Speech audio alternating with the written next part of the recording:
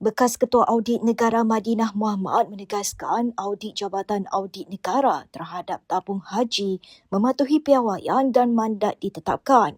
Beliau berkata sepanjang audit dijalankan antara 2017 hingga 2019, pasukannya tidak menemui bukti kecurian atau penyelewengan semasa audit mereka terhadap tabung haji. Madinah turut mempertahankan jawatan itu daripada kritikan laporan RCI tabung haji yang mendakwa audit terhadap penyata kewangan TH tidak cukup ketat. Semasa saya Ketua Audit Negara, saya tidak nampak apa-apa bukti sedemikian bagaimana yang Datuk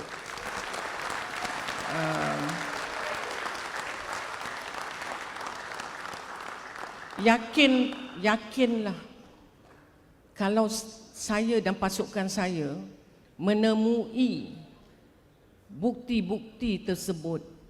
Saya dah cakap tadi, bukan saja saya tidak sembunyi, saya akan highlight lagi dan saya akan laporkan kepada pihak berwajib. Mandat saya sangat-sangat jelas.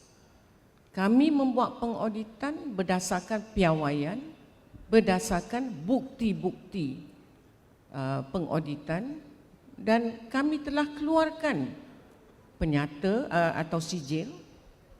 Adakah dalam tu disebut ada penyelewengan ke atau kecurian? Ada tak sebut? Tak ada. Jadi Datuk minta maaf, saya tak boleh nak jawab. Dan saya tak faham apa erti sakau. Maaf.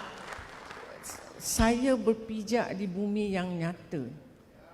Jadi we go by the facts and the evidence. Masa saya Ketua Audit Negara lah. Beliau berkata demikian ketika tampil sebagai penceramah di Forum Musyawarah Kebangsaan mengenai tabung haji di Kuala Lumpur semalam. Terdahulu RCI dikeluarkan pada 29 Julai mendapati TH sepatutnya merekodkan kerugian 1.4 bilion ringgit pada 2017 berbanding keuntungan 3.4 bilion ringgit yang dilaporkan.